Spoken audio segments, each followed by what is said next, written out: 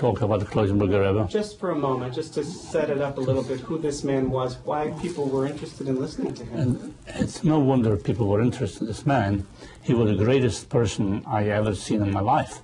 I believe my own personal feeling, if not of this man, I wouldn't be what I am today. I don't think I would have a family. I don't think I would have been today a religious person and have grandchildren learning in the kollel. I feel I owe him everything I have, because the mere fact that we're going to go in to tell you how I met the Kloisenberger Rebbe and what impression he made on me, there's nothing in the world I could make up this to the big thing that he did to me. If you want to know a little bit how we met the Kloisenberger Rebbe and how I came to him, I could get to the story about it.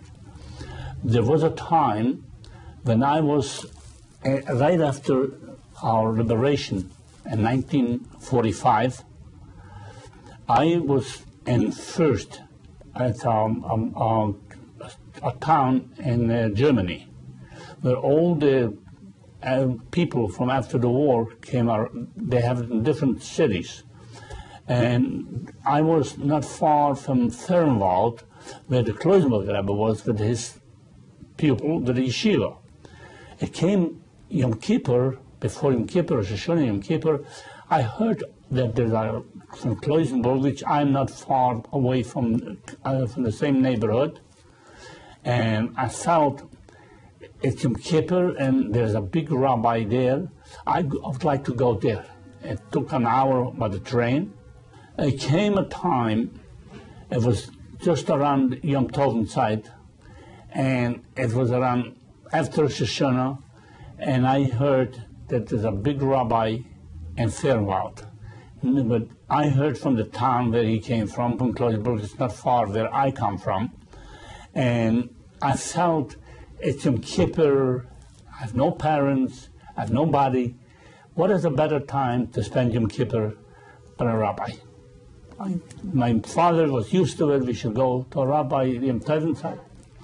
So I got myself, the train was an hour ride to Fernwald, and there was a lot of people, all from the camps, all people in the camp.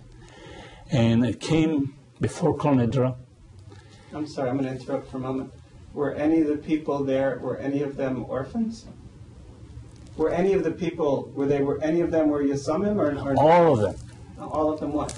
Was in China. Can you start saying it? There was no anybody else there. Maybe there once in a blue moon there somebody else came, which was not a Yasam. But everyone was actually from the concentration camps who wanted to get closer to the Kloisenberger Rebbe. Because he was a type of a person, he was able to get you close to him. He was like a father to everybody. His smile, his constantly giving you a chaskus, the tochen, to be where you are and what you are. This was his biggest bracha that he had to give for this people who remained alive after the concentration camp. It came the time we had to go to Kol Nidra. And there must have been hundreds, big place, hundreds of people. And as the Kloisenberger Rebbe, he should be a good rebbeiter for all of us. He started up and he delivered his drasha before Kol Nidra. I could tell you, if there would be a stone there, he would crack. There wasn't a dry eye there. When he started to say, Kinderlach, you're not alone here. Your parents are here with you. Everybody burst out crying. It's a time, more than 50 years, and you could see the way I feel. It's back to the memories what I had then. He kept on saying, despite of everything that you went through, hold yourself and be closer to Hashem. You'll see that more you believe, despite whatever happened to you, you're going to matzliach in your ways, and you'll feel that you have somebody to hang on to, just like your parents believe in HaKadosh Baruch Hu. After this Yom Kippur, it remained in me a tremendous hole in my heart. I felt something about it.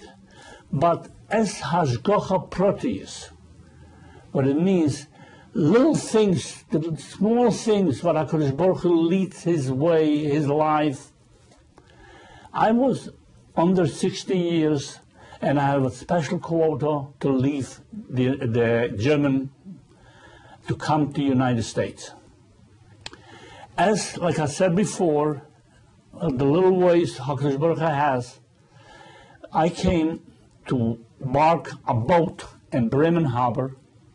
Who do you think was there? The Kloisenberger Rebbe with his yeshiva. They came at the same time to the United States.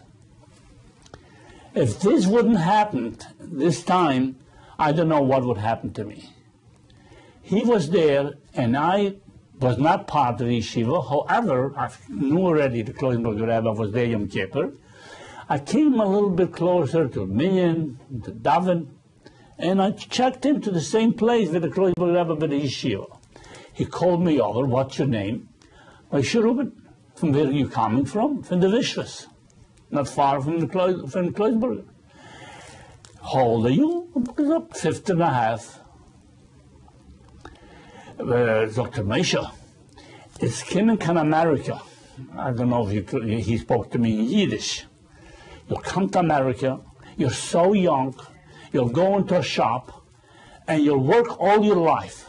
You're so young. Come, sit down. I'm going to have a yeshiva in the United States.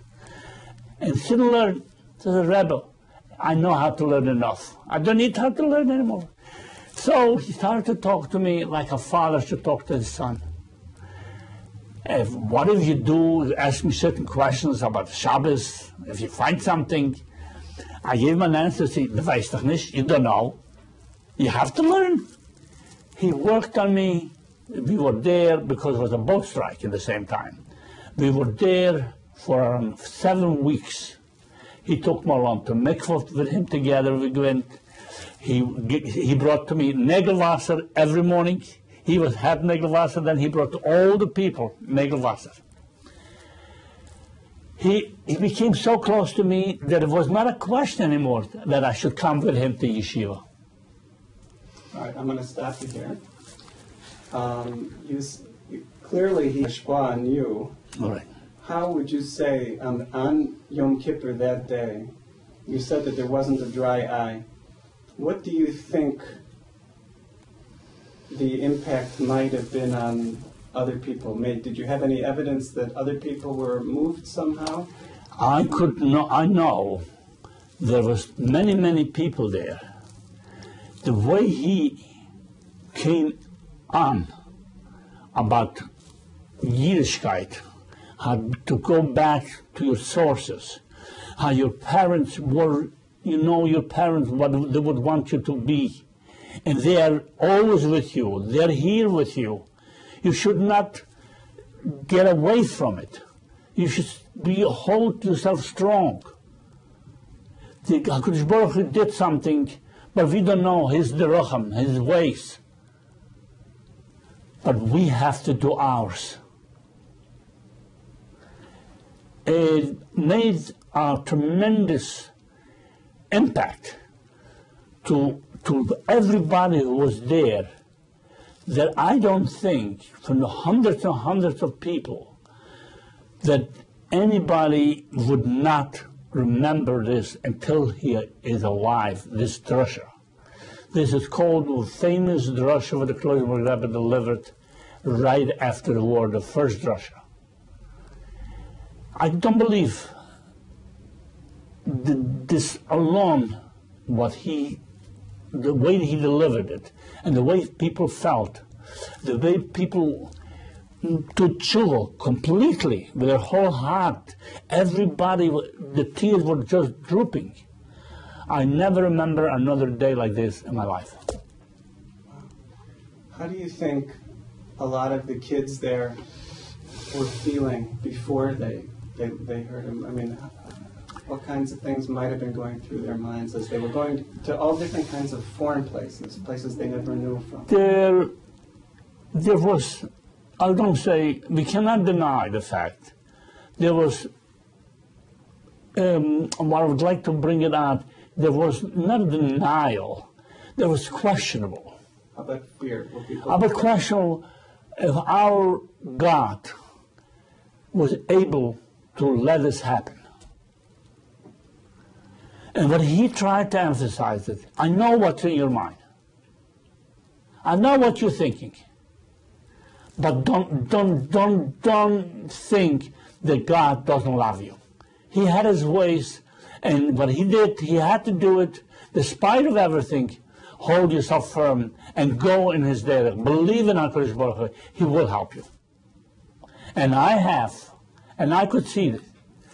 If going back to Bremerhaven, the way he was talking to me, and the way he got me under his wings, and the way he showed me this special feeling when I came to the yeshiva when we were in South 5th Street, and I had a room next to him, and I went to mikvah with him every Thursday and Monday and Thursdays, and he tried to get me closer to him.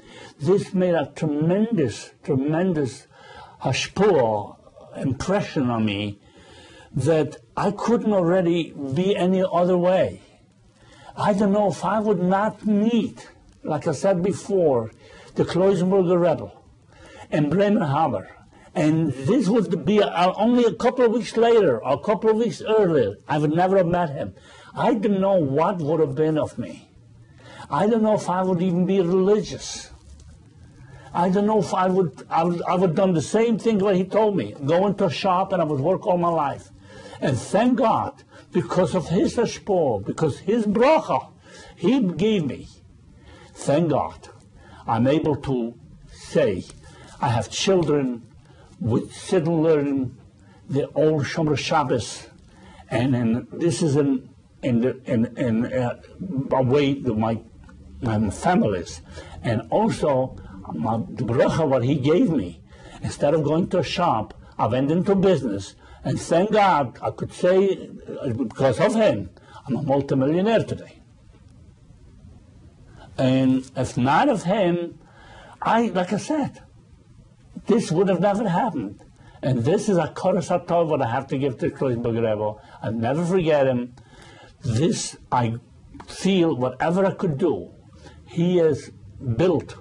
When the saying goes, when he was marching, they called it the Dead March, when they took all the people from the camps, and they marched them in the winter time, and the cold, and the freezing, bitter cold, and the snows, without food, hungry, no dressing.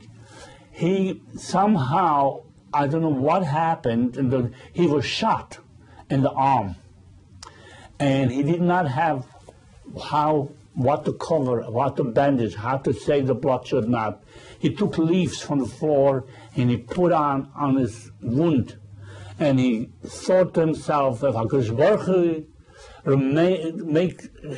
makes me remain alive, I'm going to see to it that I'm going to make a hospital that people will be able to save their lives. And this came true, and Tanya and the Kloisenberger Rebbe has the hospital built under his name, Kiryas Sons there, and I've been there many times. I was honored a few times. If you see the special things from the Kloisenberger Rebbe, the awards and the honorees what I got, especially the Shefa Chaim award that he wrote a book, a cipher, the name of Xayim, and this award they gave me. And I feel that I owe him, and I make every time there is something, a dinner or anything I could do for this hospital, I'm there. There was a couple of years ago when I was in the hospital, and because I'm a supporter of the hospital, the people from the hospital came to see me, and they took me around to certain places, and they told me, they know I'm giving for the hospital so much and so much, they need a machine, a Tay-Sec machine with a test, and the machine, somebody donated, but the person is not around. If I know somebody who could donate a machine like this, I said, how much would a machine like this cost? Around $10,000 to $15,000. I was thinking a little bit. I got it. Buy the machine. I sent them in the $15,000.